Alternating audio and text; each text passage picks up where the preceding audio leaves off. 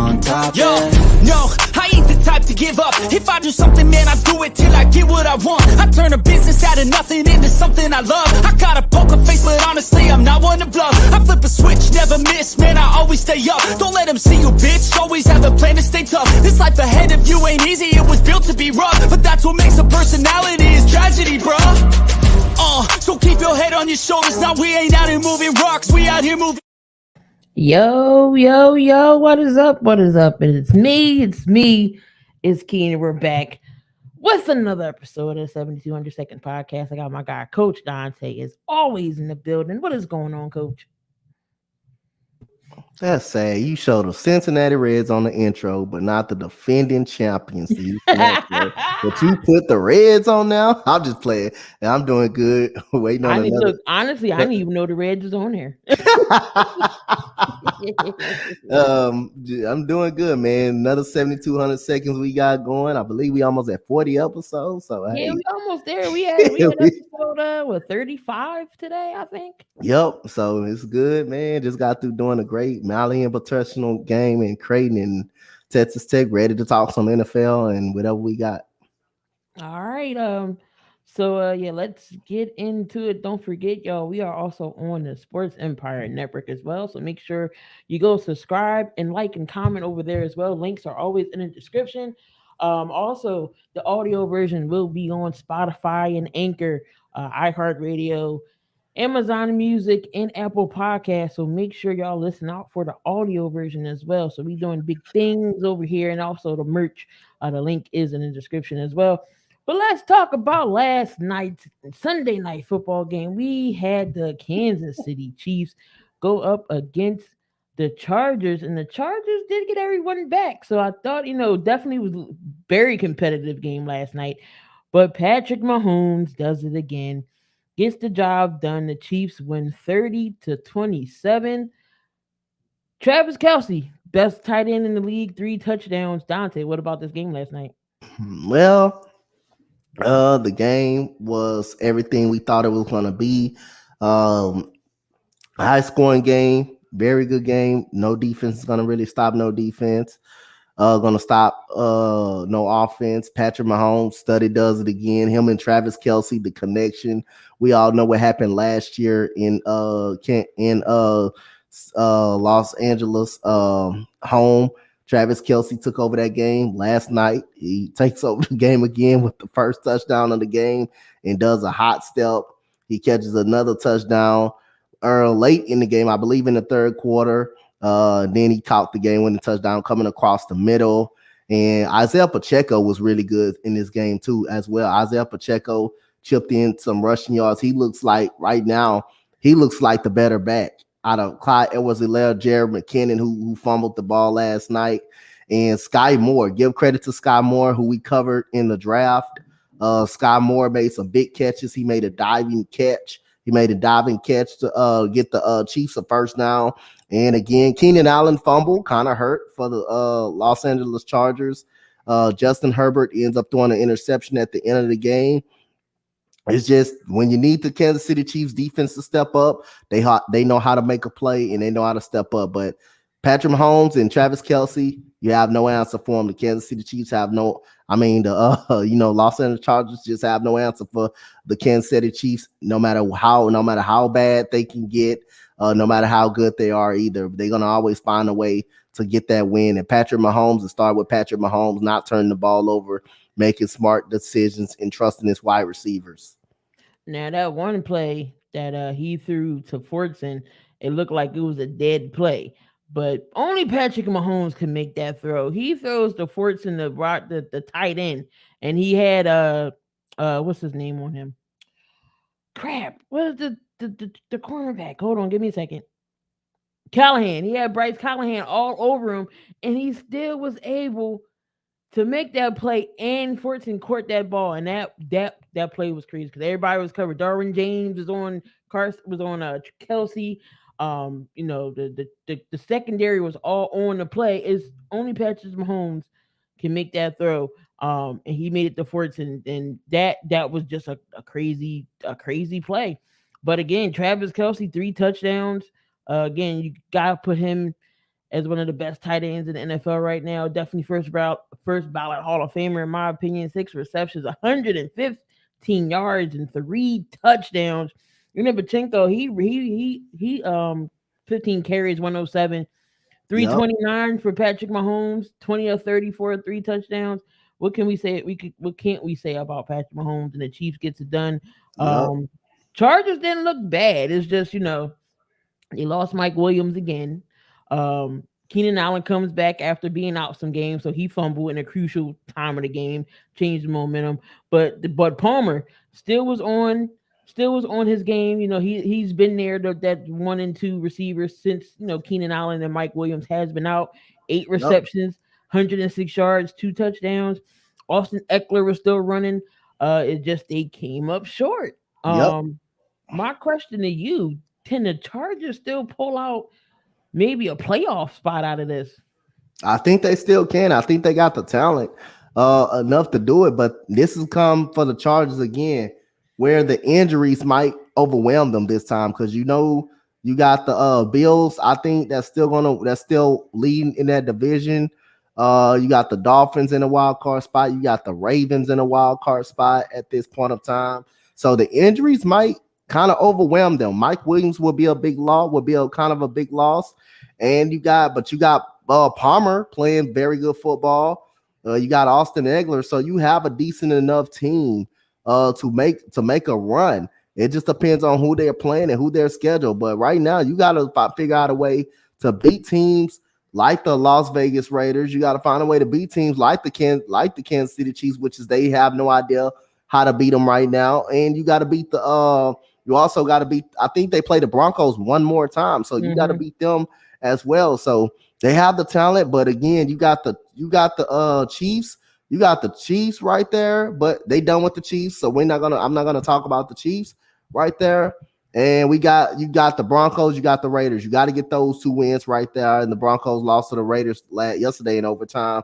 You still got those 2 games. You got to win those 2 games, and you got to win the next games on your schedule coming up. So again, the Buffalo Bills right now, you got them in a wild card. You got the Miami Dolphins are fighting. You still got the Jets, even though they lost, and you still got the Patriots to deal with. You got the Baltimore Ravens.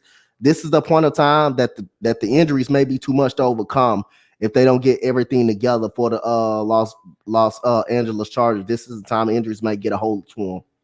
Speaking of injuries, it's the injuries has been filled this morning all over the notifications. We got the Giants rookie Wendell Robinson. He's out with an ACL injury. Adoree Jackson, he's out 4 to 6 weeks with an MCL sprain.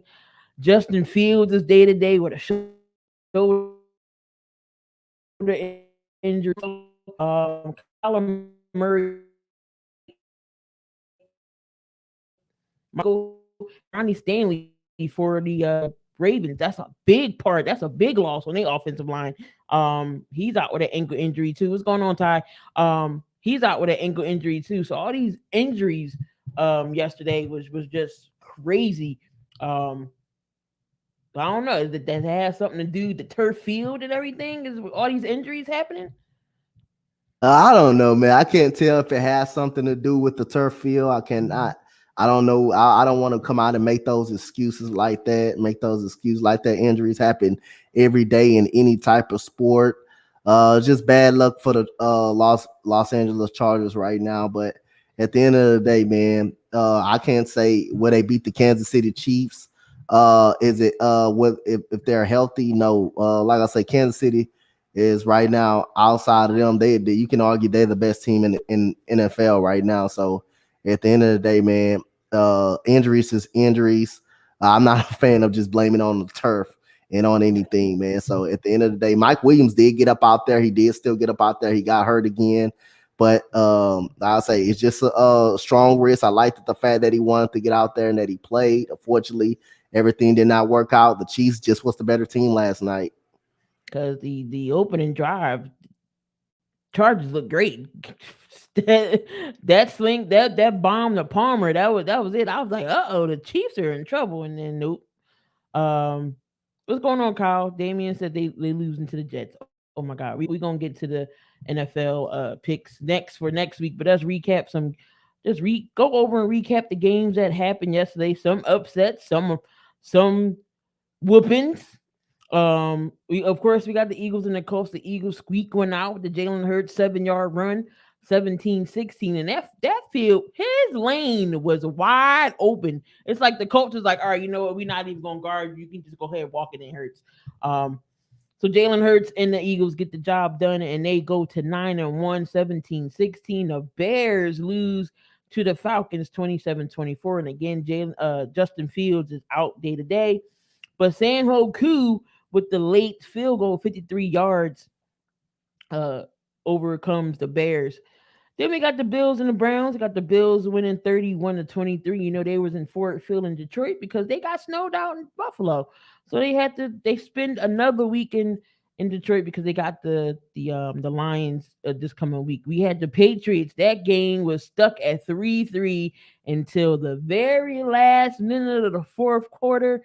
A punt return seals the deal for the Patriots 10-3. And one could say, was that a block in the back?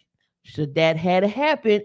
But the Patriots found a way to get it done at the special teams. Then we had the Rams and the Saints. The Saints are winning that game 27-20. Matthew Stafford got knocked out. The upset of the day to me was the Lions beating the Giants 31-18. Aiden Hutchinson gets his second interception of the year. Lions on the streak, Donte, 3 in a row. Then you had the Ravens beating the Panthers 13-3. Had the Commanders over the Houston Texans 23-10. The Raiders finally get a win in the column after 5 weeks, 22-16 against the Broncos. And the whooping of the day was the Cowboys beating up on Minnesota 40-3. Jesus Christ. It got so bad, y'all, that CBS turned the game off in the third quarter. That's how bad that game was. 40-3. Minnesota gets it done, and the Cowboys get it done. Minnesota goes down to 8-2. The Bengals with a big win in the AFC North, 37-30. And again, the Chiefs win last night, 30-27. So speaking of the Cowboys game, Donte, what statement did the Cowboys make 40-3 yesterday? Well, we know that the Cowboys fans are talking on Twitter. We already know that. They are talking some crazy stuff on Twitter, man. So again, at the end of the day, congratulations to them. They came in and just played smash mouth football and just immediately popped them right in the mouth. No answer for Minnesota. Nothing they can do. That defense was so good yesterday. Michael Parsons playing through an injury. Tony Pollard, 189 yards from scrimmage, man. We'll get to him in a minute, but this man had a 30-yard touchdown catch. He had a 60-yard touchdown catch. That was a beautiful catch on the sideline by CeeDee Lamb and a beautiful strike by Dak Prescott. Defensively, offensively, it was just a flat-out, ass whooping that they put on just, the Minnesota Vikings. And it's just like every time Minnesota made a mistake, Dallas Cowboys made them pay. The offensive line couldn't block. The offensive line couldn't block anybody. The offensive line, they ran the ball pretty well. They did what Dallas did, whatever basically the hell they wanted yesterday on the offensive, defensive side of the ball. And like I say, Dallas was just a better team that day. And I mean, Dallas just came out and made a statement and said, hey, man, we right here. We are a very good team. We're going to come out. We're going to punch you in the mouth for 4 quarters. We're going to run the football. And, they just demolished everything in their path. And, they just won the line of scrimmage. They just won both sides of the line of scrimmage, and just got to give Dallas the credit. It's just like every time, it's just like, your little brother make a mistake, and guess what you do? You hit him up, you slap him upside the head for making that mistake. That's what Dallas did yesterday. That defense was crazy. 7 sacks on Kirk Cousins. The comments, so far in the comments, and Kyle and Old Man Mob, it's time to move on for Zeke. Tony Pollard's the better running back. I've been saying this. Pollard is better than Zeke right now. Curse had a sack. Michael Parsons 2 sacks. Armstrong 2 sacks. Fowler Jr. with a sack, D-Law with a sack. They sacked Kirk Cousins 7 times. 7 times. Tony Pollard, 109 yards and 2 receiving touchdowns on 6 carries, on 6 receptions. He also ran for 80 yards. Zeke had 2 touchdowns for 42 yards. Zeke came in crunch time with the Zeke is more of the power back.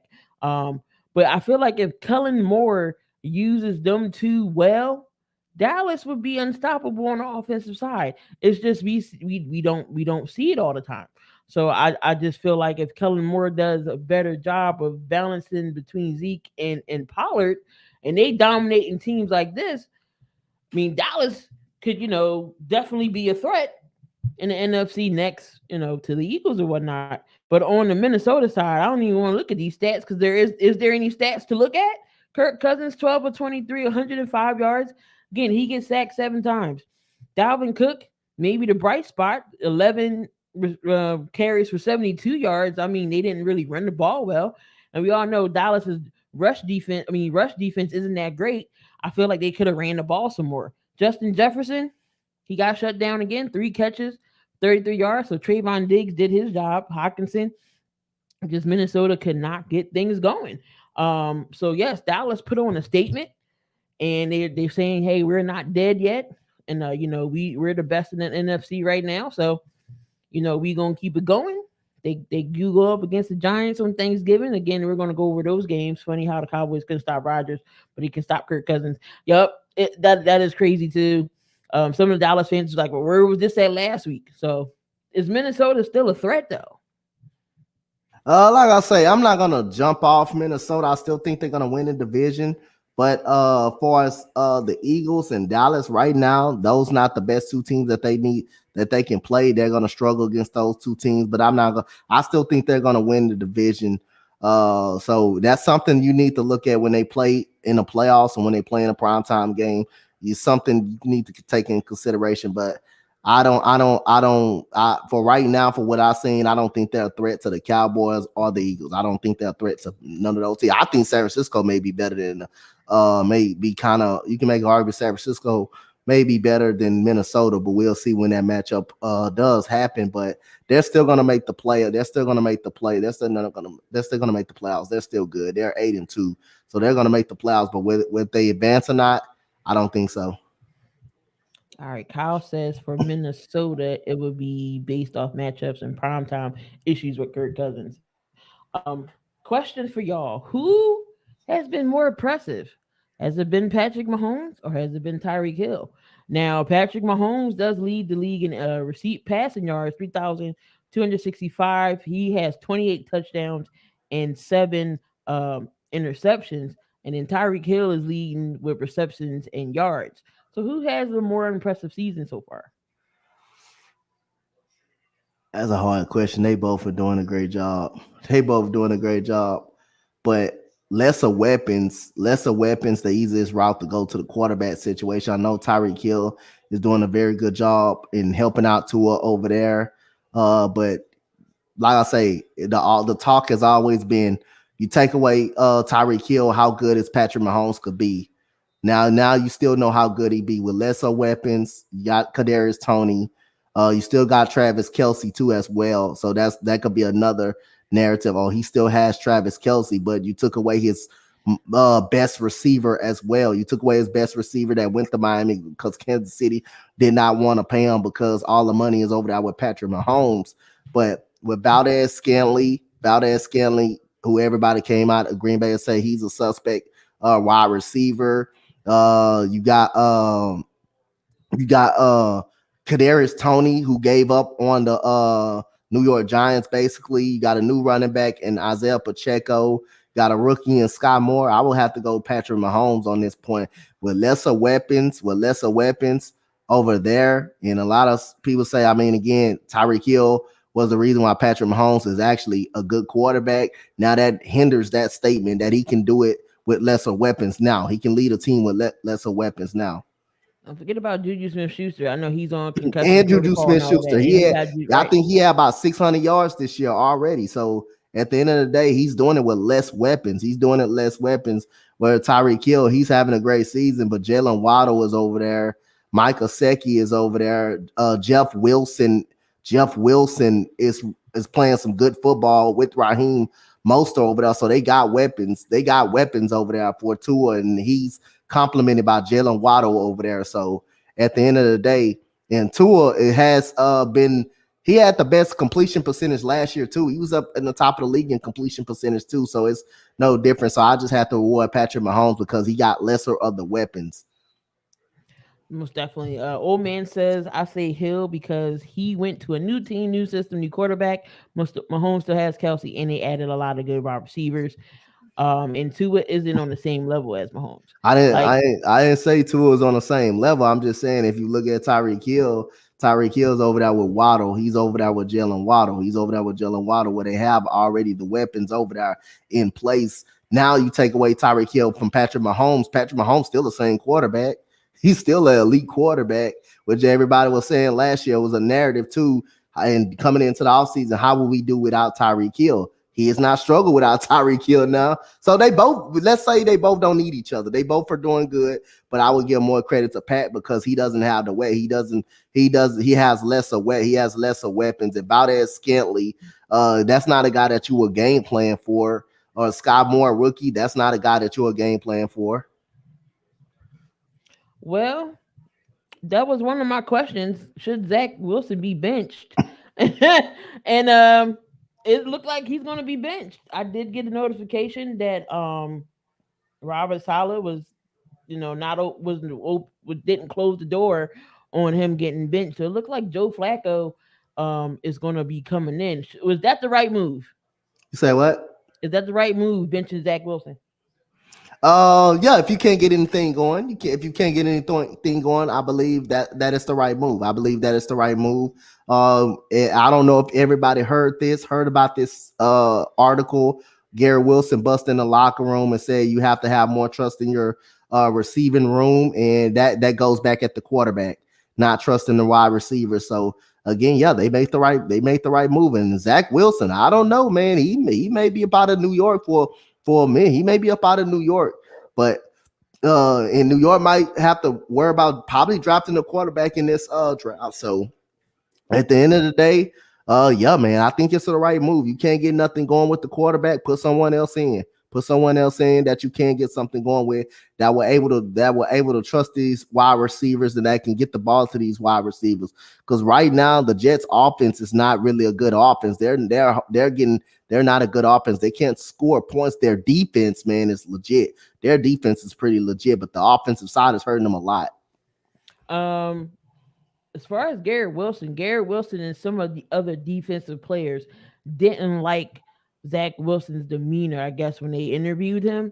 Mm-hmm. It was just like non-effort. Like they did that, rubbed them the wrong way.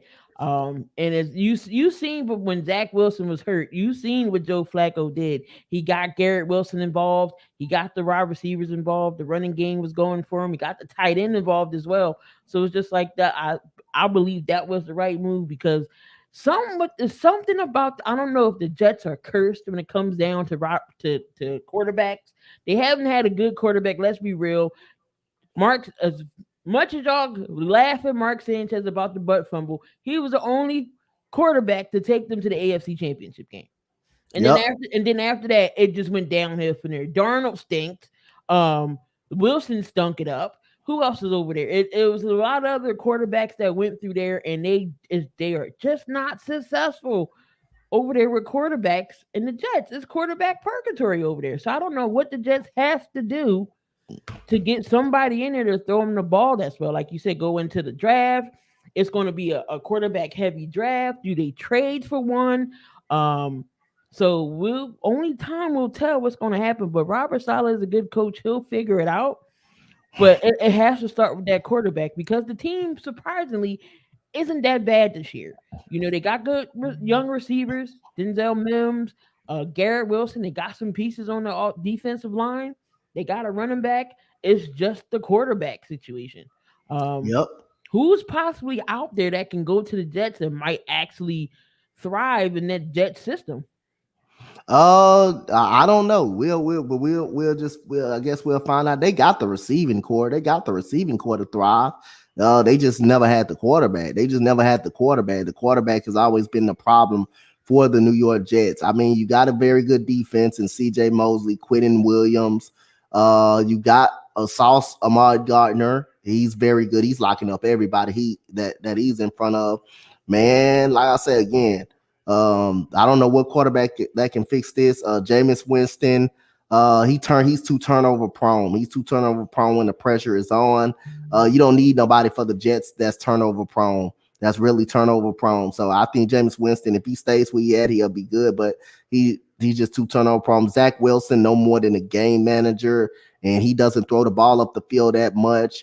The Jets were surviving on their running game. They were surviving on their running game. They're a run first team. They don't got a quarterback that can get the ball to these wide receivers that can get the ball up the field. That's been the problem for the New York Jets. When they had Sam Darnold, even when they had Mark Sanchez, he was turnover prone. It just the defense was just that goddamn good. And that defense, Jets defense, has always been really good. It just you have problems at the quarterback situation consistently. You can't get the quarterback situation right. So the Jets need to get the quarterback situation right.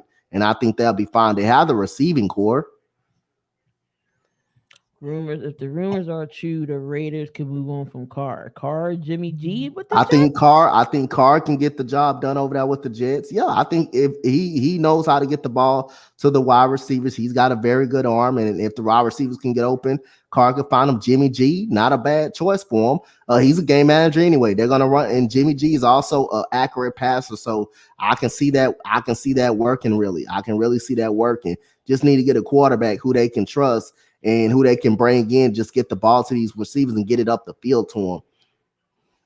Most definitely. So yeah, something because the Jets started off great. It's just they got the pieces. They're just the quarter like how Stafford was. Oh, here go Freddie. Oh Lord, We there ain't go even Freddie. said Freddie, nothing don't come about in. no Hey Eagles. You Freddie, wanna I'm about come to in here kick and you out the start chat. mess. Don't make me kick you out this chat. I'm just joking. What's going on, Freddie? But no, Zach, they're just a quarter. They're just a quarterback away. Just a quarterback away for the Jets, and I think they'll be okay. They did more than Sam Donald. They did more than Sam Donald, suck ass. They Oh, did you more would have than never him. lied. They did better. They doing better than him. You said, "Oh, Dante, you're a Eagle fan?" No, I'm not no Eagle fan. I'm a diehard Houston fan. Hell no, I'm not no Eagle fan. So we all seen that game yesterday between the Jets and the Patriots. It was 3-3 forever. It was going to overtime. I'm sure old man probably was had on his anxiety pills, probably had his heart medication, probably popping pills. Old man was looking at this Patriots team, but then it came down to the end of the special teams get the job done.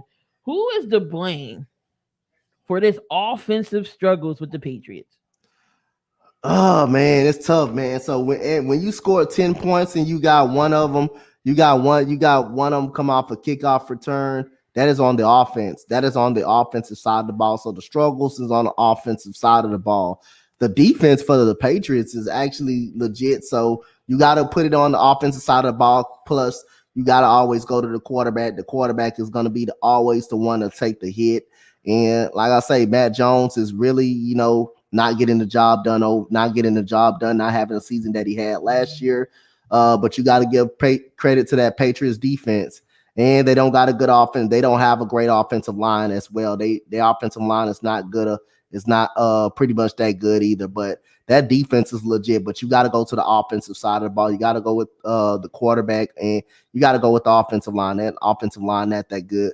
The running backs, I like the running backs, Stevenson and Harrison as well. So at the end of the day, if it's any struggle on the offense side, the quarterback will always take the blame. The quarterback will always take perception of the blame. And if you want to blame the offensive coordinator, put it on the offensive coordinator, you can. That offense has not been good for the New England Patriots, especially in that game. If this offense continues to struggle, do you see Belichick taking over? Because obviously Patricia and Joe Judge over there can't do it, honestly. Bill Belichick, I can see him taking over at some point. But I don't think Bill Belichick. I think Bill Belichick is gonna stay with Matt Patricia and Joe Judge as the offensive coordinators, I don't think he's going to consider making a move. As long as I knew Bill Belichick, I don't think he's considering making a move. I think he's going to worry about the defensive side of the ball. And right now, the defensive side of the ball is very good for the Patriots. All right, let's recap tonight's game. We in Mexico City. We got the Arizona Cardinals taking on the 49ers, the NFC West matchup. No Kyler Murray tonight. But who you like in this game in Mexico? I like San Francisco. I like the defensive side of the ball. I like the way Kyle Shanahan is using Christian McCaffrey and Deebo Samuel, an extension of the running game. I like the way Brandon Ayuk is playing right now. I like this defense. Bosa, they get after the quarterback. I like the secondary and Jimmy Ward. And the other Ward over there. I can't pronounce his name, but it started with a C. But he came from the Kansas City Chiefs. He's becoming a good cornerback. So, and Fred Warner is one of the top linebackers in the NFL. So, at the end of the day, I like this San Francisco 49ers team over the Arizona Cardinals, who has no Kyler Murray tonight. I think that 49ers defense is going to give probably Colt McCoy some hell tonight, man. That defensive line can get to that damn quarterback. Yep. So Jay Humphries is out. Byron Murphy's out. Kyler Murray isn't playing. They said D Hop was questionable with a hamstring, I think it is. And then Marquise Brown, he's still on injured reserve. So he's not back yet, but he's practicing. Arizona's taking a loss here tonight. No match for them on the offensive defensive side as well. It's not gonna be bad. It's gonna be looking bad for Arizona. You think it's gonna be a high scoring game? I don't think it's gonna be a high scoring game, but I don't think Arizona will score too many points. I don't think it's gonna be a high scoring game. All right, ladies and gentlemen, we got a special segment. Brand new. I don't got no music for it, but I do got a graphic. All right. Oh, hold on. My bad. Wait. It is time now for the coaches list. Yeah, I like that. Yeah, I like that. So, man, the coaches list, man. If y'all don't know the coaches list, man, Key gave me a segment on a 7,200 seconds. Like I say, y'all know my favorite segment is fact or fiction, fiction, or more or less that we got up on here. But my top 5 players of the weekend, man. I love this segment. So number 5, I believe I got to go back to my my list that I got. So, but number five, I got to show some love, man, to the college defending champion South Carolina ladies basketball. This is not no ordinary lady. This is a man playing college basketball for the ladies. Aaliyah Boston, the best center in the country from South Carolina, led her team in there against the number 2 ranked Stanford Cardinal. She had 14 points, 13 rebounds. That is a menace. That I'm telling y'all, that is not a woman that's playing that center. Every time she gets the basketball, she has at least 3 girls guarding her every single time she gets the ball in the paint, and she will be the number 1 overall pick coming up in this draft. She will be drafted basically by the Indiana Fever. Indiana, Yep, she will basically be drafted by the Indiana Fever this coming draft. So you got to give some credit to Aaliyah Boston, but you also got to give some credit to that coaching staff over there and Dawn Staley, one of the greatest WNBA lady point guards of all time that we had. Leah Boston, like I said again, her stats yesterday was 29 minutes, 7 of 13 from the court, 14 points, 13 rebounds. She has a bunch load of doubles this weekend in this South Carolina ladies basketball. So that is number 5. Number 4, we're going to go into the NFL. We're going to go with Amari Cooper, the wide receiver from the Cleveland Browns. Amari Cooper had a hell of a ball game yesterday. He got me, I believe he got me over 30 fantasy points, 28 fantasy points for Amari Cooper yesterday. Amari Cooper went off yesterday for the Cleveland Browns. A lot of people said he does quit at times, but he shows some glimpses of being a wide receiver. So Amari Cooper numbers: 8 catches, 113 receiving yards, and 2 tubs yesterday. The Browns are not winning, but he's damn sure being productive in fantasy, and he's been productive on the field as well. So again, man, Amari Cooper did a great job yesterday of catching the ball, getting in the end zone. Number 3, I know this is tough right here, but you got to go with Tony Pollard. Tony Pollard balled out yesterday at number 3. This guy balled out yesterday. 189 yards from scrimmage.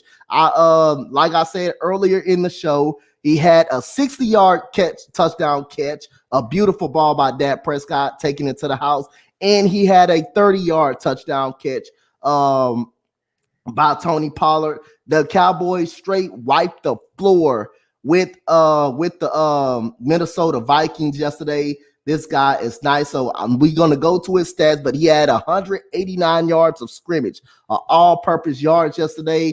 He had 80 yards on the ground and 15 carries, and he had 6 catches, 109 receiving yards. He was the best receiver on the field yesterday as a running back from the Dallas Cowboys, and 2 tubs. So the longest catch was 68 yards. That was a 68-yard touchdown that he caught. So here we go. We got number 1 and number 2. Both we're going to go to the NBA. Stephen Curry coming in at number 2. Well, you want to pick a great game to wake up? How about you pick it against these guys, my Houston Rockets? You want to pick a great game to shoot? How about you pick it against these guys? We have the worst 3-point defense, and you have probably one of the worst defenses in the league. He had 33 points, 15 assists last night. He had 6 points at halftime, and he woke up in the second half. And plus that shot, that moon ball shot that he hit over Eric Gordon, just great, a better shot, hits a moon ball. And guess what? You know CM Punk's specialty, the anaconda, to go to sleep. That's what Steph Curry did to the Rockets last night. Yeah, he did that last night on the Houston Rockets and Eric Gordon. But at the end of the day, Golden State got their first road win last night against the Houston Rockets. But I'm proud of the way my Rockets played. They played a great game. Just Steph Curry got hot. And number 1 is Klay Thompson. Klay Thompson, 41 points. He had a 20-point first quarter. He had 20 points in the first quarter overall. 20 points in the first quarter. He was hot last night. He coming in shooting 33% from the 3-point line. He shot 33%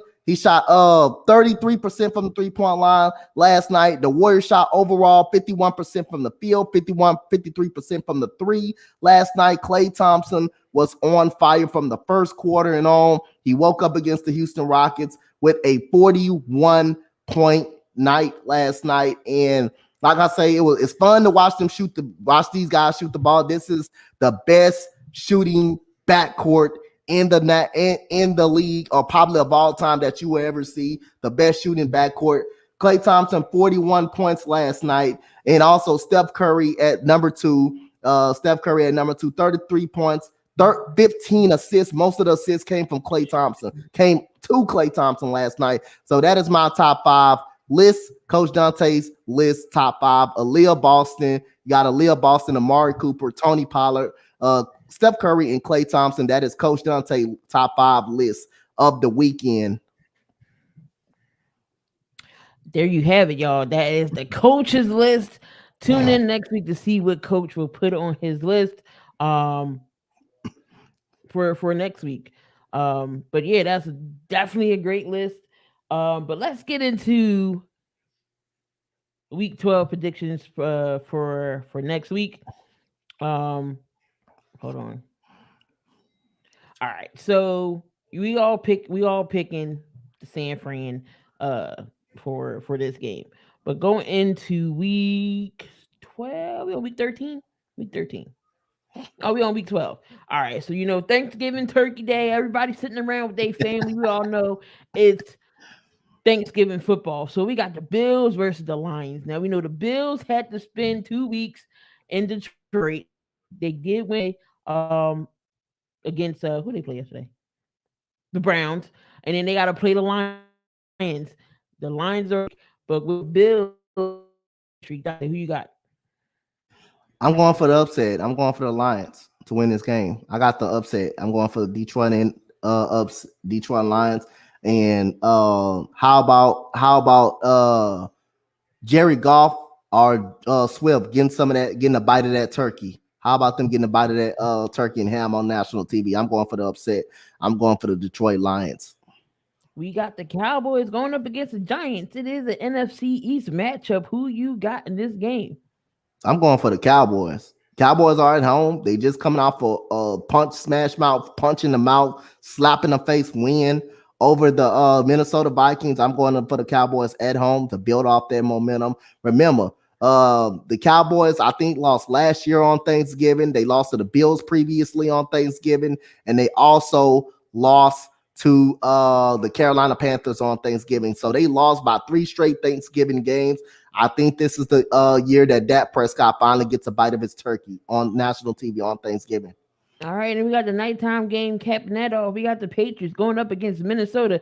Minnesota got a gripe for getting their behinds with 40-3. Who wins this game? I'm going for the upset. I'm going for the Patriots. I like the Patriots defense. If the offense could get going, I like the Bill Belichick's defense against Justin Jefferson, being able to make him double team him all night and make him throw to somebody, make Kirk Cousins find somebody else to throw. So I'm going to take the New England Patriots. Woo! I think I'm gonna have to agree with you with all three here. I think I'm gonna go with the Lions. I'm gonna go with Dallas, and I think New England will squeak out Minnesota. Got the Eagles and the Packers Sunday night. I can't pick the Packers. I gotta go with the Eagles. I can't pick the Packers. I can't do it. I wanted to do it. I wanted to do it, but I can't. I can't pick the Packers. Their offense is just not good. Slay is having a tough couple of weeks, but he's gonna get going against Christian Watson. I think their run defense is a problem, though. If the Packers can exploit the run game, if the Packers can get the run game going, I think it could be a problem for the Philadelphia Eagles. But I'm going for the Eagles. I'm taking the Eagles in this game. Pats by 50. But no, I'm going to go with the Eagles here. The Packers aren't that great when it comes down to the run. So I see a heavy dose of Miles Sanders. Hopefully Sirianni and Steichen can get Miles Sanders going. I do see that. Jair Alexander still a good corner, a number one corner. Let's see how he does on AJ Brown. You still got Devontae Smith and those guys over there. So, but I'm going to go with the Eagles here to win this game. We got the Bucks going up against the Browns. Huh? The Bucks and the Browns. Oh, I'm going for the Bucks. I'm going for the Bucks. Don't like the Browns at all. Jacoby Brissett did have a solid game. He didn't play bad yesterday. He didn't turn the ball over. He didn't have a bad game yesterday. I just believe the Bucks are on that level where they got some confidence. They got 2 wins in a row, and they're just on that level where they're getting hot at the right time with the 2 victories in a row. So I'm going to go with the Tampa Bay Buccaneers to win this game.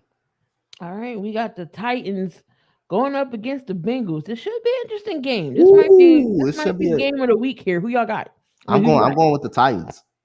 I'm going with the Tennessee Titans. That running game and that defense, that front four is really underrated. They can get to the quarterback. Don't be surprised if Joe Burrow gets sacked about 5 times. And the secondary has very improved for the Tennessee Titans. So I'm going to take the Tennessee Titans. And plus, no Joe Mixon for the Bengals. He got, I think he has concussion protocol, I believe. Giovanni Bernard might be running.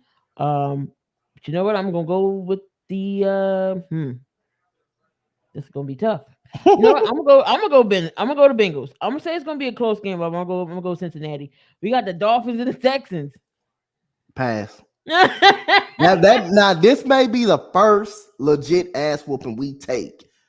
This may be the first legit. I know we got whooped 38-20 on by the Raiders, but that came in the fourth quarter when Davis Mills threw the ball away. This will be probably the first legit ass whooping we take right here with these offensive weapons by the Miami Dolphins and our offense struggling as well as they were struggling all the time and only scoring 17 points per game, and Davis Mills being anemic as he is right at this point, this will be our first legit ass whooping of the year. Our first legit ass whooping. We got the Bears and of course I'm going Miami. We got the Bears and the Jets. Bears and the Jets. I'm going for the Bears. I'm taking the Bears. Yeah, I'm definitely taking the Bears here. I don't trust the Jets. The Falcons and the Commanders. Commanders, they're hot. I think they're hot. Their defense, their front is legit. I mean, Jonathan Allen, they whooped the offensive line. My offensive line had no chance against that Commanders off defensive line. They dominated the line of scrimmage. And you got the Bubba. I'm gonna say Bubba Ray Dudley with the power bomb on the online. Ridgeway. You got him body slamming my running back, but at the end of the day, I'm going for the Washington Commanders. I think they're a better football team. I think they're getting hot at the right time. Terry McLaurin starting to come alive since Taylor Heineke, and it's okay. I'm gonna let everybody know it's okay being a game manager. Nothing wrong with being a game manager, as long as you're not turning the ball over, as long as you're making some plays. Now, Heineke does have big play ability as well, but I like the combination of Antonio Gibson, and I like the combination of Brian Robinson Jr. stepping up, and also Curtis Samuel is making some big plays as well on the offensive side. Falcons has played well as what the Falcons has been playing well too. Mariota's been doing good. Drake. Hey, I'm Damien, I'm not gonna answer that question because you always duck my question every time I ask you. So I'm not gonna answer none of your questions. I always answer your question, but every time I ask you a question, you never answer. You always duck mine. And but Chase Young's getting activated. So I'm definitely going with the Commanders. We got the Panthers and the Broncos, two dumpster fire teams. Panthers and the Broncos? Yes. I'm not gonna pick that game. I'm not picking that game. Yeah, that's gonna be the only game I'm not gonna pick. Oh, and Buffalo, Denver did waive Melvin Gordon, the turnover fumbleitis monster. They did let him go. Who picks him up? I have no clue. And then so I dumped two dumpster fire teams, but I'm gonna still go with Denver. Jeez, I'm gonna still go with Denver. I'm not picking nobody in this game. I can't even flip a coin. I'm gonna go with Denver. We got the Ravens and the Jags. I'm going the Ravens. The Ravens. The Cardinals and the Chargers. I gotta go with the Cardinals. I gotta go with the Cardinals on this one. Not the Cardinals, but the Chargers. My bad. Chargers. My bad.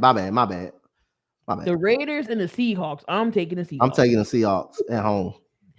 Just because I'm not picking Raiders no more this year. I'm not picking them no more this year. Just because the Raiders beat the Denver Broncos don't mean they gonna beat the Seahawks. Yeah, we got the Rams and the Chiefs. Rams and the who? Chiefs. I'm moving on. The Chiefs are going to win that game. We got the Saints and the 49ers from the Sunday night game. 49ers. I think the 49ers defense is legit. They're gonna definitely give the Saints some problems on the defensive side. And then Monday night we got the Steelers and the Colts. This is a trap game, man. Oh, it's a trap game. Steelers could be good, but I'm going with the Colts. I'm gonna take the Colts. George Pickens looked great yesterday until he got ejected. What I say about that dude early ECG this year? What did I say about George Pickens this year? George Pickens looked great until he got ejected. He got ejected? Yeah, because it was like a helmet to helmet hit and on the special teams. He got tossed for it. So I'm gonna go. If the Steelers can get going offensively, which they need to do, I think they can beat the Colts. You know what? I'm gonna say the Steelers can beat the Colts in this game. Mm-hmm. So yeah, there you have it. There is your week 12 breakdown, picks and prediction, Thanksgiving wise. But it's time for our favorite. Yeah. We just gotta get a sound bite to it. We just gotta find a sound bite to it. I gotta find some. I didn't do the music part. It was last minute adjustments. Last minute adjustments. Yep. I All like right. it though. So we got fact and fiction here. Eagles offense is in trouble without Dallas Goddard. Is that fact or fiction? I'm gonna go with right now for what I'm seeing. I'm gonna go with fiction. I'm gonna go with fact right now. I'm gonna go with fact. They're struggling on the offensive side of the ball. The defense doing all it could. Yesterday was not on Jonathan Gannon. The offense took too long to get going.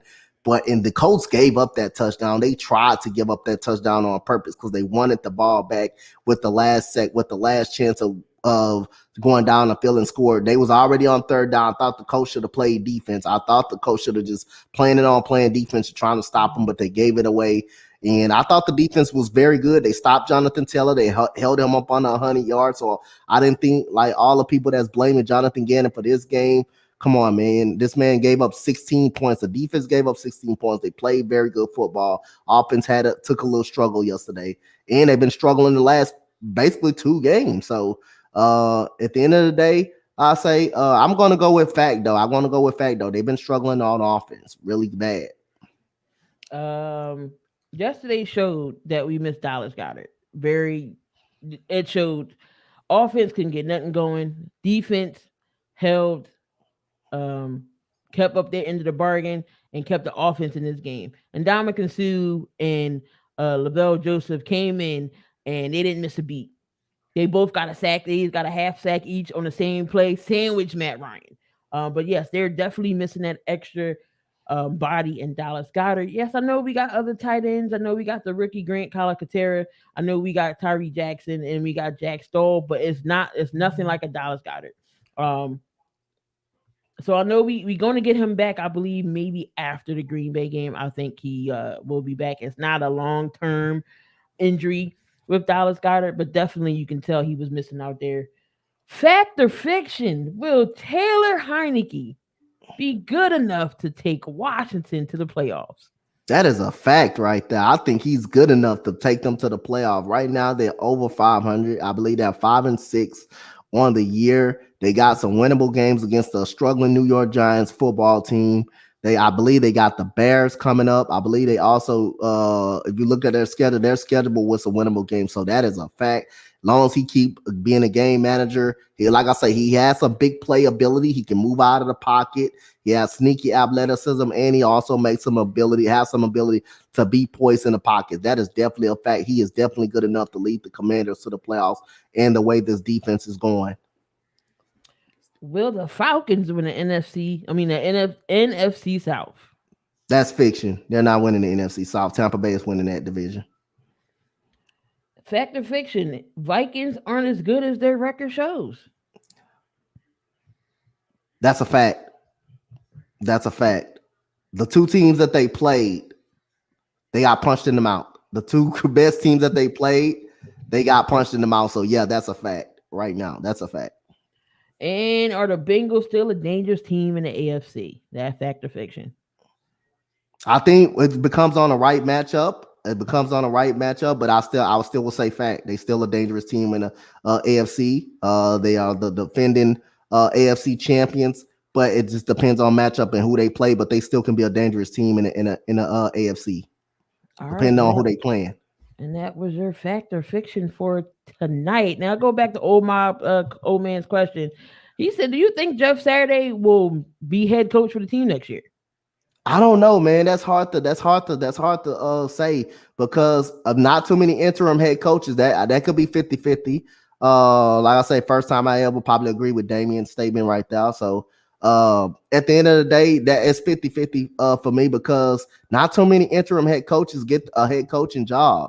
Like I say, and some could have been a backfire. Some could be a backfire, and some organizations should have wished they hired their coach, like Rich Bisaccia.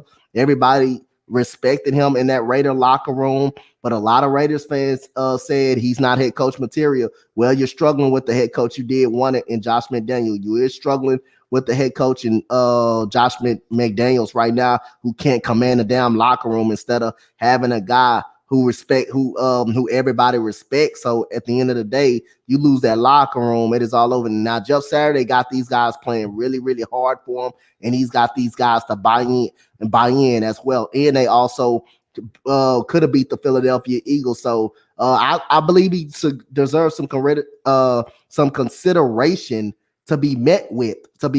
Not saying he's gonna be the head coach or he should, but he deserves some consideration to be a candidate for the head coaching job next year.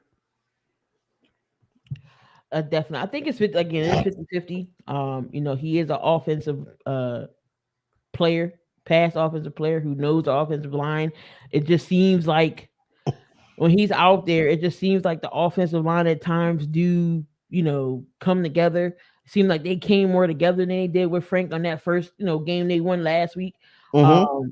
But I don't know. I think Jeff might be around. Who's to say, we all was like Jeff Saturday. Like, we was all like, why? One thing I wish they can do. One thing, I wish they can do now. Now, if you're not gonna make him the head coach for next year, it depends on how this team does. At least keep him in the building. At least keep him to be an offensive line coach or something. At least keep him a part of the coaching staff or something. If you're not gonna have him as the head coach, at least keep him a part of that coaching staff. But he deserves to have some consideration the way he's coaching, the way these players are going out there playing hard for him, the way these players are keeping his game close, and him putting Matt Ryan back in the lineup. I think he should deserve some consideration to be the head coach next year. Not saying he should get it, but at the end of the day, he deserves to have a meeting as a head coaching job, as being a head coach for this team. I definitely agree with you. If it's not going to be the head coaching job, definitely we can see him being somewhere on the Colts team. I wouldn't give up on Jeff yet. Who's to say that he could turn the season around, the remaining games? So you definitely never know. I like Jeff Saturday hire. I wish he want him as offensive coordinator. But no, I definitely know Jeff Saturday is definitely a great football minded guy. That's why he was on ESPN as an analyst. Yep. So I definitely, could see him going places now since he got his feet wet, coaching position. Who's to say, they might give him another team if it's not the Colts. Mm-hmm. He could go somewhere else and turn maybe a team around. All right, y'all. So not the last segment, but our favorite segment. We did bring it back, so we're going to make sure it's be consistent. The craziest, disrespectful plays of the sports world. That's right. It's time for it. That's not how you treat people. Oh boy, who was on this list today, Donte? Oh my God, it is going to be amazing. Oh my God, why we gotta show this? Let me get everything set up here. Why we gotta do this? I know who's gonna be on this list. Why we gotta do that? All right. Look at that. Look at him. Throwing the 53-yard bomb to Chris Olave. Look, Chris Olave just burned Jalen Ramsey in the route. When we was on ECG and Papa Sora said, "Oh, I wouldn't go with Dalton. I don't think Dalton can throw 40 yards." Look at Chris Olave. Man, he burned both of them. He burned Ian Rapp and Jalen Ramsey. He burned both of them people. Appreciate it, David. David Burns, what's good? Appreciate it, man, for watching. Ramsey was burnt. Look, go back to that one more time. Just go back to that one more time. Taylor Jarvis Landry actually showed yesterday. We haven't seen him for damn near half the season. But this was a perfect throw, perfect pass, perfect catch by Olave. Chris Olave just left them guys. Jalen Ramsey get burnt. Look how far Jalen Ramsey off too. Look how Jalen Ramsey still got beat, and look how far he's off the line of scrimmage. He's not even playing press coverage. Look how far he's off the line of scrimmage, and he still got beat by that much, by 5 yards. You still got beat by that much. Jalen Ramsey, Taylor Rapp. That's just not how you treat people, y'all. That's what we got next here. What we got next here? Oh boy.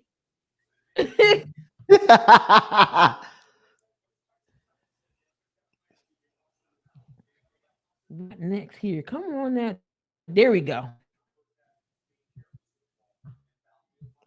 Commit with this awesome Woo! catch. Cole Clement right there. I like that. Look at that one-handed catch.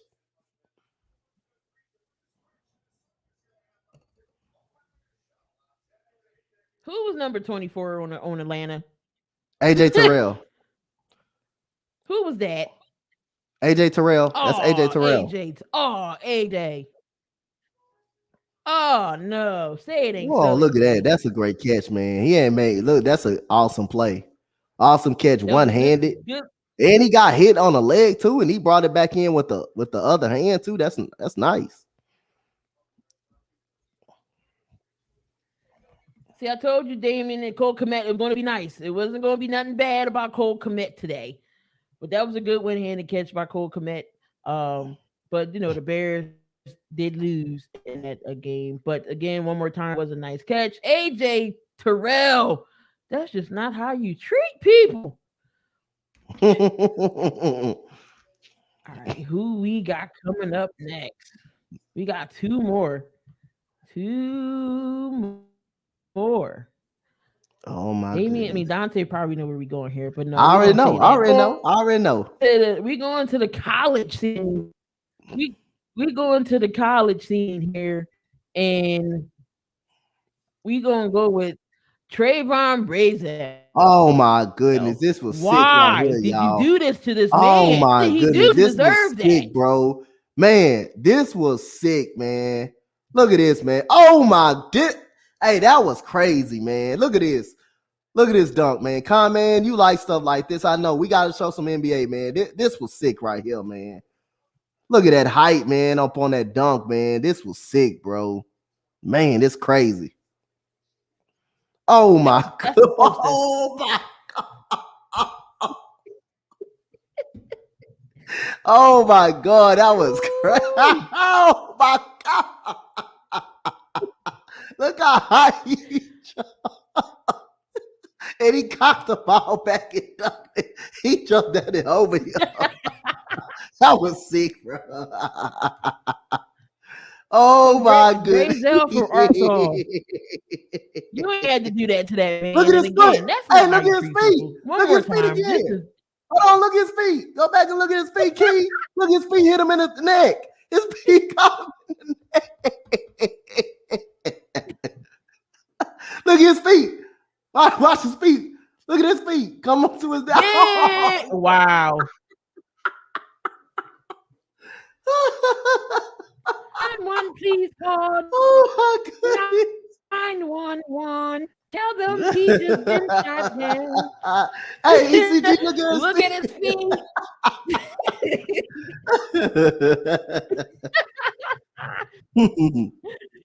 Oh man, and we got the most disrespectful video. This is crazy. All from this past weekend. Donte, I am so sorry. Oh no, you good. I don't care. It's fun. I don't care. We good. We good. I had posted it myself on my YouTube short. Table. Man, this was disrespectful. But hey, the offensive line allowed it though. The offensive line allowed it because they didn't be like, oh my God, he bubble ray bombed him. Come on, man. Come on. Look at the offensive line just standing out. Look at Kenyon Green and AJ Can't just standing out. Look at them just standing out. They slammed him through the table. Look at that. Look at that. Look at that. Devon, get the table.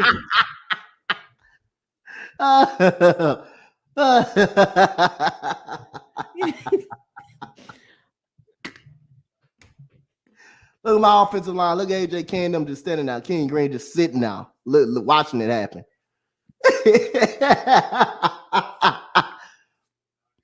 Man, that's just like a power bomb. He picked them up. Come on, Hassan Ridgeway. Don't do that to my running back. A Batista bomb waiting to happen. And there you have it, y'all. There is that's not how you treat people. The most disrespectful moves from the sports world. Oh my God. Yeah, that was just crazy. Thank you, Texas.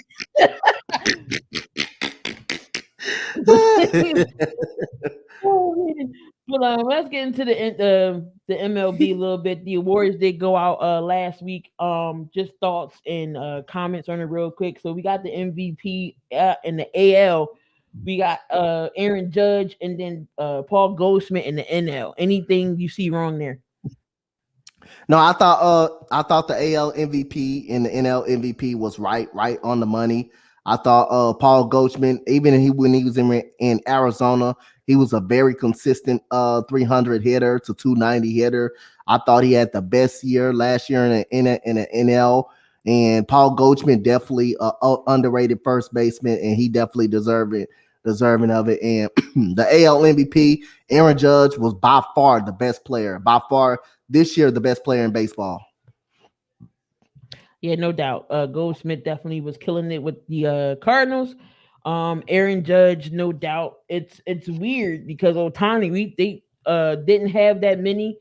He only had like 200 and something votes for MVP. Then we got the Cy Young winner. We got Justin Verlander up against Sandy Alcantara from the Marlins. I definitely agree with this one here. Both Verlander was killing it with the Houston Astros, and Sandy was definitely killing it with Florida. So I don't see no. It's no problems there. Absolutely not. No problems at all. Then you got Rookie of the Year. You got Julio Rodriguez, and then you got Michael Harris III for the Braves. Okay, I like that. No problem with that. Julio Rodriguez is a phenom. He's a stud. One of probably the biggest reason why the Mariners made the playoffs, and Willie Harris had a hot season with the Atlanta Braves. So, give them credit. I thought they got it right. They got it definitely right up on that one. I definitely thought maybe Spencer Strider would have won. Yep. Would have won the Rookie of the Year. Definitely had two Braves in contention because he had I thought that game was going to put him over. He had 16 strikeouts. Yeah. I thought maybe that game was going to put him over. But hey, he's still going to be a good pitcher for the Braves for many years because he's still a young kid. Then we got Coach of the Year. Definitely goes to Terry Francona. Like that. And then we got Buck Showalter. I like it. Even though the Mets struggled, down the stretch, they was in the league first place for 175 days of the baseball season. So, and the Mets had probably one of their best seasons in a while. And the Cleveland Guardians, who thought they wouldn't be making the playoffs with this roster right here. The pitching was very good. They had Ramirez, who was one of their best hitter. They have Josh Naylor, who was a good power threat in the lineup as well. So give credit to Terry Francona, man, for coaching up this ball club, managing this ball club. He definitely deserved the manager of the year. And then the Mets, of course, we all know the Mets manager. Even though the Mets won all those games, they lost the lead in the NL East, and they lost in the first round. So, but it is what it is. But yeah, that is your MLB awards, and I definitely agree with those. No, I don't see nothing wrong there. So MLB is over. It's spring. It's you got the winter meetings coming up, and then it's free agency, so anybody can get signed. We don't know where Judge is going to go. So some big major names going to be on the move in the next weeks or so. Mm-hmm. So it's going to be lit up when baseball comes. Let's go switch over to the NBA. Got some topics over here. Anthony Davis. Can't call him street clothes right now, but Anthony Davis has been playing great basketball these last 3 games, scoring over 30 points. Double-doubles, 38, 30. I know one game he had 38 and 14, 32 and 16. Is Anthony Davis back to his old self? Right now he's looking like it. The points that he's putting up, he's back to his old self. But I'll say at the end of the day, like I say, he's a top 5 player in the league when he's healthy, when he's out there on the court. But his health issues still a concern. But right now, Anthony Davis, he's helping out my fantasy team, and I picked him up immediately. He is helping out my fantasy team. So at the end of the day, Anthony Davis right now, you can say he's back right now. But let's see if he's going to stay healthy for a whole season. Right now, the Lakers are on a winning streak without LeBron James in the lineup. That is crazy. That is crazy right there. But Anthony Davis is definitely being the guy of this basketball team. He's definitely being a leader. They're giving them more touches and great coaching adjustment by Coach Darvin Ham. Right there. Lonnie Walker is playing some good basketball as well. So, yep, Anthony Davis is back right now to that power forward that we all know, the top 2 power forward that we all know. But we'll see. We'll see can he stay healthy. But right now, he's playing some hell of a basketball. So in the last 3 games, Anthony Davis 30 points, 18 rebounds, 3 steals, 38 points, 16 rebounds, 4 blocks, 37, 18, and 2 assists. The Lakers are getting healthy. Anthony Davis is playing lights out. Westbrook is actually doing pretty good coming off the bench. Lonnie Walker scoring. Austin Reeves is actually playing pretty good. Yep. So they got Bryant back. So we'll definitely see what the Lakers are what the Lakers are going to do. Kawhi Leonard's back. Can he stay healthy? Not sure. Not sure if Kawhi Leonard can stay healthy. That's one of the biggest keys, though. That's one of the biggest keys of this Clipper team. This Clipper team could be a dangerous team in the Western Conference. The problem is health issues with the Los Angeles Clippers. Now, John Wall can be a serviceable point guard. He still can give you 15 a night. But the problem is, can they stay on the floor? Can they stay on the floor right now? That remains to be seen. But they can be a threat in the Western Conference if they all play basketball. So at the end of the day, I don't think he can stay healthy right now. Yeah, we'll see what he can do. Of course, you got Paul George and those guys over there. Paul George tried to take the Clippers to the playoffs by himself last year. Definitely came up short. But Kawhi's been having that injury for years that had him set back. But I hope Kawhi can stay healthy, because when Kawhi stays healthy, it's a different ball game. When he stays healthy. Ben Simmons. What can I say about Ben Simmons? Y'all know I can't stand the man. But I got to give him credit when credit's due. He has been playing well these last 2 games. And I said for me to give Ben his flowers, he has to keep this up consistently. He did have 22 points yesterday, and then the day before he had 11. Can Ben Simmons keep this up consistently? No. He's not going to keep it up consistent. He's going to have some games here and there. He's going to have some games here and there where he's going to be being able to drop those 15 points and 20 points, but he's not going to keep it up that consistently. He's not going to be a consistent ball player. He's not going to be consistent, but he's going to have some games. He's going to have some moments, and you got to give him credit. This is his first moment of the season that he had, and let's see, can he keep it up, but he's not going to be that consistent. Now, the Sixers are very... Let's just say for right now, the Sixers are a G League team. Because for one, Tyrese Maxey is hurt. James Harden is hurt. And Embiid will miss 2 games with a mid-sprained foot injury. And they play the Nets tomorrow. PJ Tucker is already on the hot seat because he can't score. What's going to happen tomorrow when Ben Simmons comes to town and you got KD and Kyrie? It's not going to be a fun game. I think Ben probably will score. He might do some damage against the Sixers. What do you think, Donte? Is there anybody that's going to play basketball for the Sixers tomorrow? Shake Milton. Shake had 25 points the other night against that Minnesota loss. DeAnthony Milton's been playing pretty well. I can't say too much for Daniel House. I don't know if we get Tobias back. That's half the starters that's out. You're going to see Paul Reed. You're going to see Montrezl Harrell. I don't know if Korkmaz is hurt or not. You might see Korkmaz, Niang, and then 2.0 Ben Simmons, Matisse Thybulle. So I don't know. I just know but again, if the young guys actually play the Nets well, who knows? Any given night in a basketball court. But I see the Nets winning that game. I definitely see the Nets. Brooklyn should win the game. Brooklyn should win the game tomorrow. But are the Sixers in trouble? Yep, with these injuries, I can see them being in trouble. James Harden being out for a period of time, and that's crazy, man. All of a sudden, he leaves Houston. He's injury prone all of a sudden already. So I told y'all the last great one was in in Houston. He's injury prone all of a sudden. He leave Houston, And now you got Joel Embiid, who's continued to not stand healthy.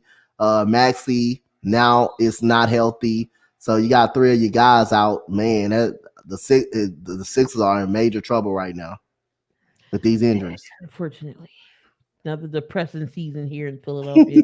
Don't worry about it. Y'all got something to be proud of in the next offseason because Mike D'Antoni will be the next head coach. Oh God, Doc Rivers saves his job now because of the injuries. But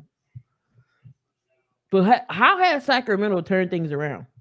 They got head coach Mike Brown, who's a very solid coach, who's a very good coach, a championship winning coach. I know he hasn't won as a head coach, but he has won as a assistant coach with the Golden State Warriors. They picked Keegan Murray up out of the draft, who's very good. De'Aaron Fox is playing some good point guard. And you got Sabonis.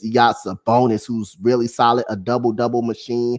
And also they added Kevin Huerter from the Atlanta Hawks. You got Malik Monk, who can put the ball in the basket as well. You got some players on this team and some veteran players on this team that can put the ball in the basket. And you got Davion Mitchell coming off the bench that can score the basketball pretty well as well. You got Terrence Davis also who can score. So again, you got scores on that team. You got good defenders on that team as well. So got to give credit to the coaching staff and Coach Mike Brown for how we're in the front office, how well they constructed this roster too. Kevin Huerter is shooting 49.5% from 3 on 7.4 attempts. Damn, he's shooting that good? 50%? Woo! Come on, fire. The change of scenery, maybe he couldn't do that with the Hawks. But he's definitely killing it over there with the Kings. And maybe the Kings heard you, Coach, because last year you went, it was the beginning of this year, I know you went in on the Kings. Maybe you gotta hold them accountable. That's what you gotta do. You gotta blast them. You gotta hold them accountable. That's what you gotta do. Maybe they can hear you. Maybe they can hear you. Because you do that, they hear you really well. Several times on on the Kings, telling them how horrible an organization they is. They ain't got no coach. They draft horrible. You went in. Yep. You definitely went in with the Kings. Damian Lillard. Now it looks like he's out again. But still Portland has actually played pretty well. What's Portland's turning around? How they starting off good so far? Coach Billups, Anthony Simons matured into a stud right now after not getting that much playing time. When Damian Lillard went out last year, I thought that was big for Anthony Simons. You starting to see him make that jump into a 20-point per game scorer. You also do got Jeremy Grant, who was a 20-point per game scorer in Detroit before he got hurt. Now he's coming over in Portland. He's helping out the team right now. Can score the basketball, got great athleticism. And also you have Josh Hart, who can play some defense, who can shoot the basketball as well. And you got the young rookie Shaedon Sharpe as well, who's got sneaky good athleticism. Also, Kevin Winslow, if he can be Justice Winslow, if he can stay on the court, he can be a valuable energy piece to this team. So again, you got some good players, good energy players on this team that's helping out this team. And the coaching staff, Roy Rogers, the assistant coach that used to coach for the Houston Rockets, is a big help for this team. He's calling the defensive principles over there in Portland.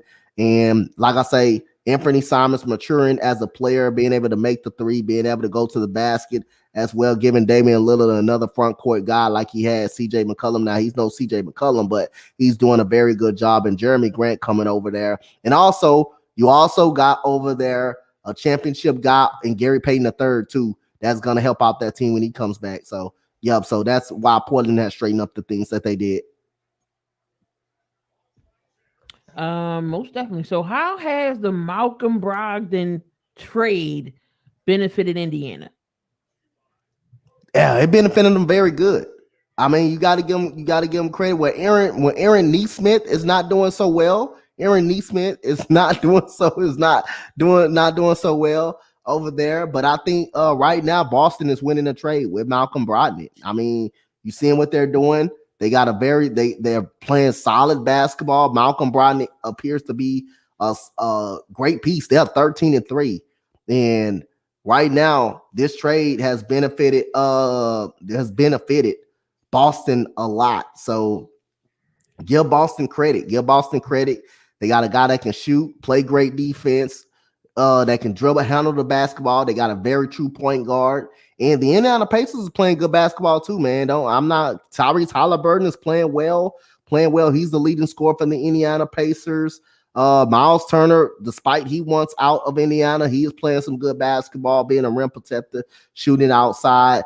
And Jalen Smith, the one that was over there in Phoenix, he's coming over there. He's doing a very good job. And you can't forget about Benedict Mathurin, who's up there with Pablo Banchero as well, up there for one of the leaders in the rookies department. So this is a very good young team, but Boston right now is winning this trade. Yeah, definitely. Halliburton has been a monster over there with the Pacers. So definitely it opened up more opportunities for Halliburton once Brogdon left. But Brogdon definitely is a key piece for that Boston team as well. But tonight, the Warriors damn near won't have their whole starting five. See you later, Con. Happy Thanksgiving to you too. Yeah, they won't have that whole starting five up against the Pelicans. So I might see the Pelicans definitely could win that game tonight. But do the Warriors look like the Warriors now since they, won a couple games now? Have they been looking like their old self again? That old team? I'm not gonna base it off just because they beat the Houston Rockets last night. You got to see it going forward. Like I say, the Rockets are a good team to wake up against because we don't play defense at the 3-point line. And like I say, they was up on us by 20 points, and the Rockets were able to fight back, take the lead by much as 9. But unfortunately, like I say again, I got to see this throughout the whole season to see if they're back. So like you said, the starting five is going to probably be out tonight against the Pelicans. So, they may get beat tonight, but you got to see, can they get some momentum, or do they got to make a big move to help them get momentum? So I'm not going to say just because after one game, they're going to be back. They're back. So over there in Chicago, Zach LaVine is frustrated after getting benched. What does Chicago have to do to get back on the winning streak? Well, they gotta stay healthy. They gotta play better deep. They gotta play better on the defensive side of the ball, but they also gotta put the ball in to do a better job of putting the ball to the basket. They gotta stop relying on DeMar DeRozan and their stars so much. Other guys got to score around them, got to better put up points around them. And Billy Donovan is not a great coach. He's an okay coach. He is not a great coach. So, and it starts with the other guys that's going to help them out around them. So they got to better stop relying on DeMar DeRozan and relying on Zach LaVine all the time to put the ball in the basket. Other guys around them got to get going as well. But they don't have a great solid head coach either. They don't have a very great head coach of Billy Donovan that knows how to make adjustments. He said trade everybody. See, like I told you, Damian's starting to see the light in this team. This team is just not good. I try to tell Damian now he's starting to see the light. They're just not a good basketball team. When we did the game against the Sixers and the Bucks, we definitely see how Giannis is, how he is offensively, and seeing how his game has grown. Now, I totally forgot Joe Ingles was on the team for Milwaukee, and then Middleton is hurt. When them two come back, how good would this team be more than what they are now? I believe they'll be extremely good. With Chris Middleton and Joe Ingles come back. Joe Ingles adds some 3-point shooting to the team. And you already know you got Chris Middleton, who adds that clutch shooting and that clutch gene to this team, another 20-point per game score. So I believe they will be fine. They will have a great bench with Joe Ingles being able to come off of the bench. But I still think Boston is a little deeper than Milwaukee. So Miami has made Duncan Robinson available. You pay Duncan Robinson all this money. You pay him $90 million for, I think, 4 or 5 years. Mm-hmm. You get to the playoffs. He has one series, and he's not existed the whole way through the playoffs. And now y'all gonna put him on the trading block. What team would fit for Duncan Robinson? Well, any type of playoff team, um, like I say, Duncan Robinson's still young. He can fit with my Houston Rockets to give us some shooting coming off the bench. He can fit with any type of playoff team. The Sixers definitely can use him coming off the bench. They need a piece that can come off the bench and shoot. He'll be better than Court Moss or anybody that you got on your bench. George Niang is solid a shooter coming off the bench, but you do need some more bench depth. So I think he will help out the Sixers as well. Coming off the bench, I think my Rockets can use him. He can be a part of my young core. How about the Lakers? The Lakers can definitely use Duncan Robinson. You don't have to give up a first round pick for him. You don't have to give up a first round pick for him. So I think the Lakers and the Sixers definitely can use Duncan Robinson. The Chicago Bulls, put him on that bench. Put him on that bench. Kobe White has not been able to get the minutes. Put him on that bench. Put him on that bench. Make him come off the bench. Add a little bit more shooting. So I'm gonna say those three teams can make sense for him. Couple more things in the NBA, then we move on to college a little bit. Then we're gonna wrap things up here. Cameron Payne. Cameron Payne over the last 6 games, 20.2 points per game, averaging 6 assists.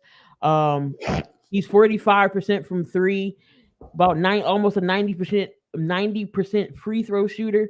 How has Cameron Payne stepped up in his role for the Suns?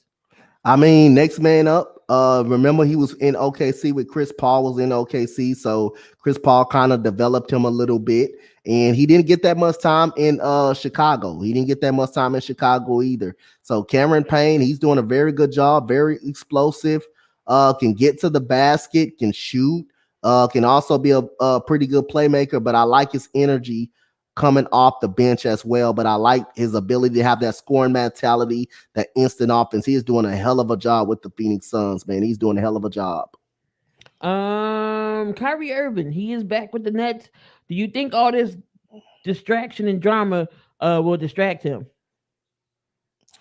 I don't think all of the distraction and drama is over with Kyrie Irving. I think it can be a part of a distraction with this team. I think he's been a part of the distraction with this team. I don't think it's over, but we'll see. If he's on the court, I think the Brooklyn Nets can be a play-in tournament type of team. Yeah, Cameron Payne. Okay, Cameron Payne was in with Russell Westbrook. I just know he was in OKC. I thought he was in that with Chris Paul. All right, and Kyle Kuzma, definitely a clear product of what happens when you get away from LeBron James and the Lakers. He goes to Washington and he's averaging a triple double.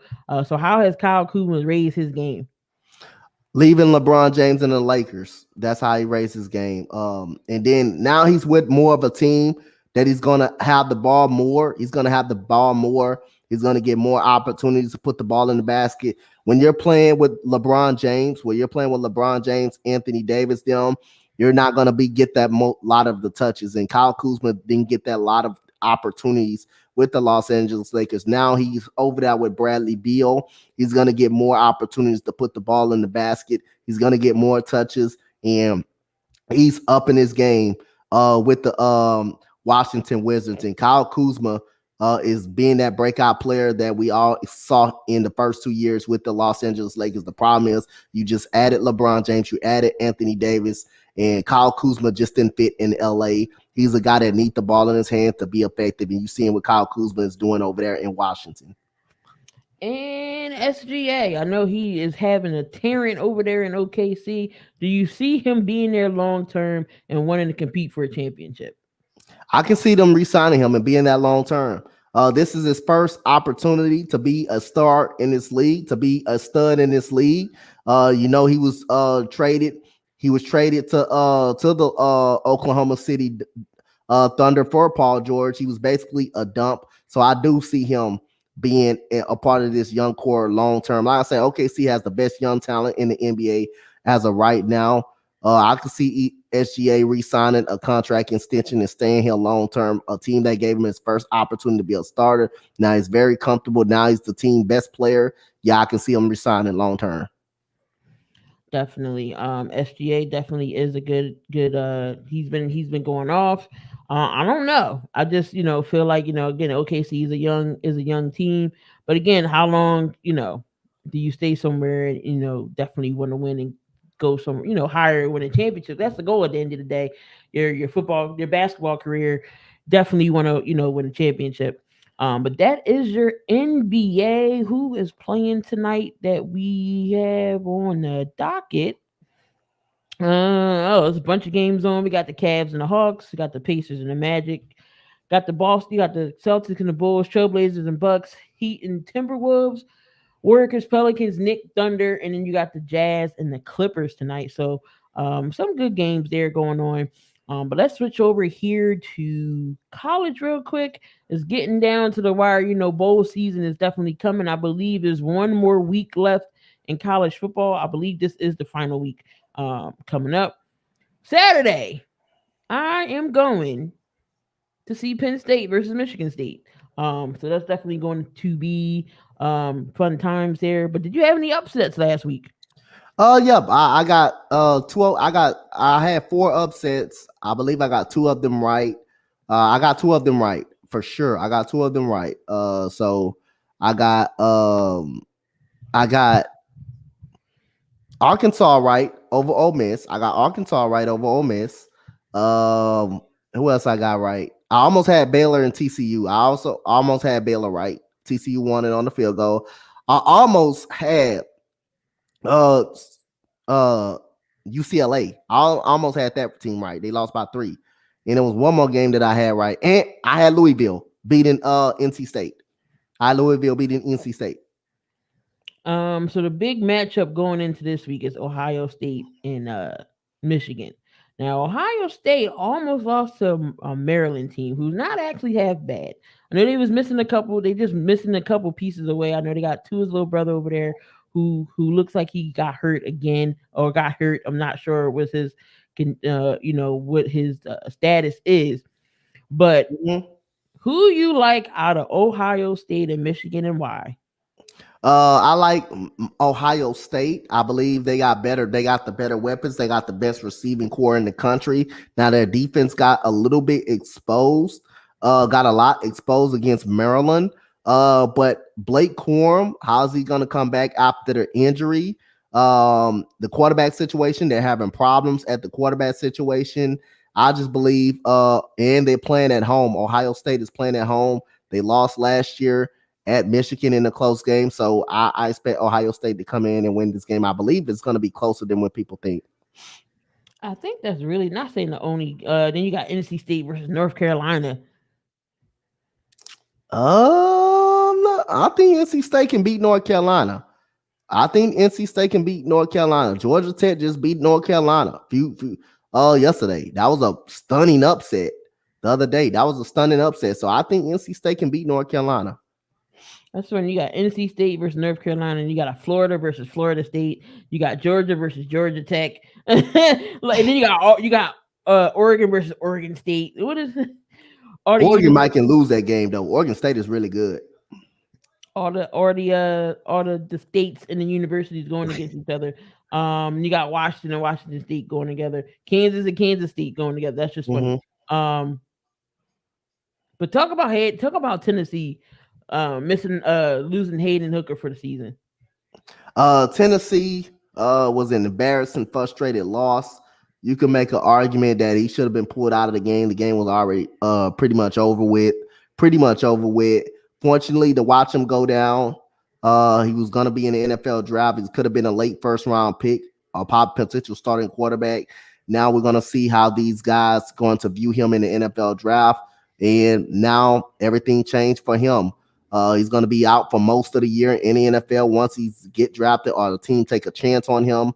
But we're going to definitely see where it's going to end up. But it's not good for Tennessee. It's not going to be good for Tennessee.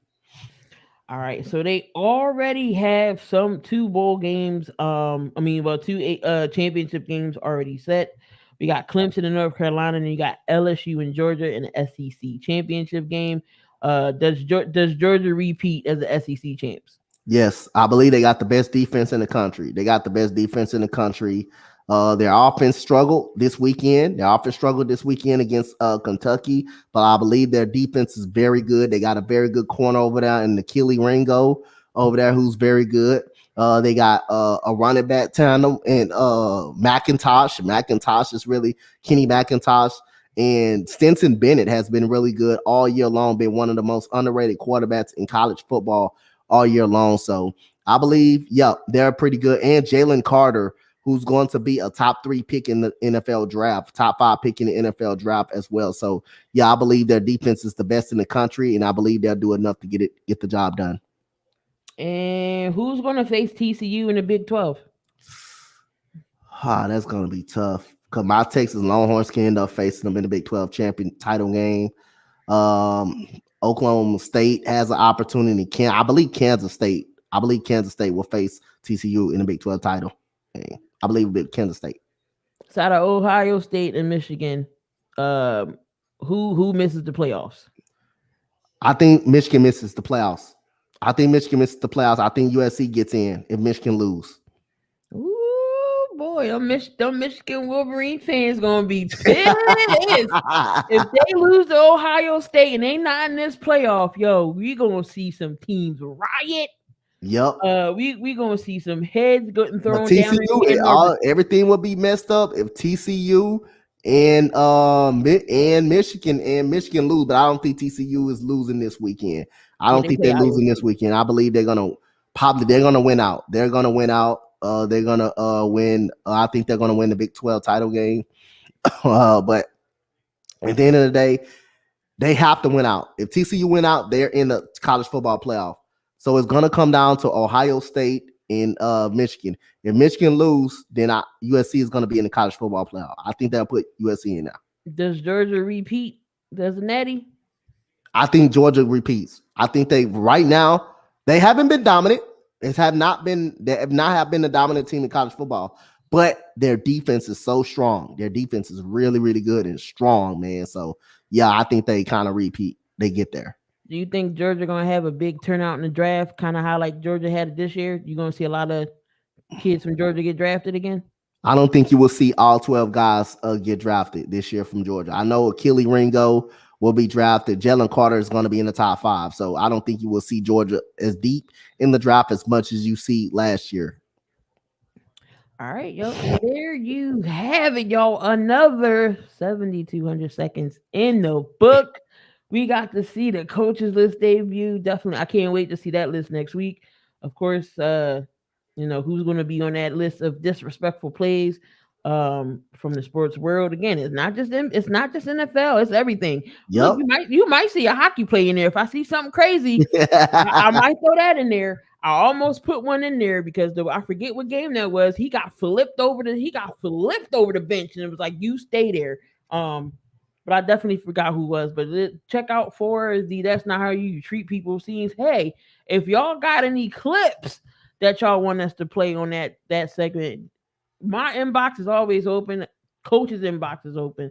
Yeah, if y'all got anybody, if y'all know any stats or anything that deserves to be on the coaches list, top 5 coaches Donte top 5 list, y'all send DM to me on Twitter or Instagram if y'all got some candidates. Exactly. So inbox is always open. Always can find us on Twitter or Instagram with your list or who you want to see on the That's Not How You Treat People segment. Definitely, we will put it on there. Got any questions y'all want to ask us? Make sure you DM that, Twitter us. We're always open for the questions or whatever. Definitely, we won't turn those away. Coach, anything you got to say before we roll on out here?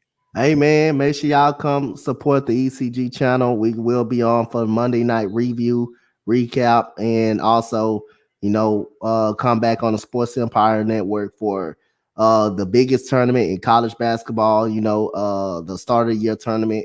We will have Cincinnati versus the Arizona Wildcats. Most definitely. Again, the link is in the description for both networks, for both the Sports Empire Network and the merch for us as well. If you want some 7,200 second gear or you want a Key shirt, definitely support us. It helps us great. Again, we're going to put the audio of the show on as well. So Apple Podcasts, iHeartRadio, Spotify, you can catch the audio version. We almost have 40 episodes, Donte. We almost have 40 episodes. We almost there, y'all. We almost have 40 episodes. We're trying to get to that 100. We get in there. Come on back. The show's gonna flip flop between Monday and Tuesdays because I'm about to be in the coaching scene again. Donte's done, but I'm about to be back in it. Yep. So either gonna be Monday or Tuesdays, but I think next week it might be Monday, it might be Tuesday, one of those. But definitely, what's going on, Cool? What's going on, Cool Kane? Definitely. Make sure y'all check us out. Me, Coach Donte, and Cool will be doing the play-by-play of the Philadelphia Eagles and the Green Bay Packers next Sunday night. Make sure y'all look out for that. Not too much stuff going on because I know the holidays is getting ready to come up. So again, make sure y'all tune in for everything. Again, the links are in the description for everything up here. Myself, Coach Donte, and the Sports Empire Network if you want to see us there over as well. And Thanksgiving is coming up, so make sure y'all have a wonderful holiday. Don't be too much in a food coma. We'll be back next week. Donte, of course, will be here the weekends to do some play-by-plays, so make sure y'all catch him. And as always, guys, we are in the building. We're going to get on out of here. Y'all enjoy the rest of the evening. Make sure you tune on back for the Sports Empire Network. We got my guy Martin from the Live Sports Wire network, and I think it is the Washington Commanders show. So if you're a big Washington Commanders fan, make sure you tune on in. And of course, we got my guy Doug, the Big Time show at 8:00. Of course, he's going to go in about his Cowboys on what he did to the Minnesota Vikings. So you don't want to miss that. Tune in for that. We're going to get on out of here, guys. Y'all enjoy the rest of your evening. Have a happy Monday, rest of the Monday Night Football. And again, happy holidays to y'all from us to y'all. Y'all enjoy y'all Thanksgiving. And we're going to get on out of here. Peace out, you guys.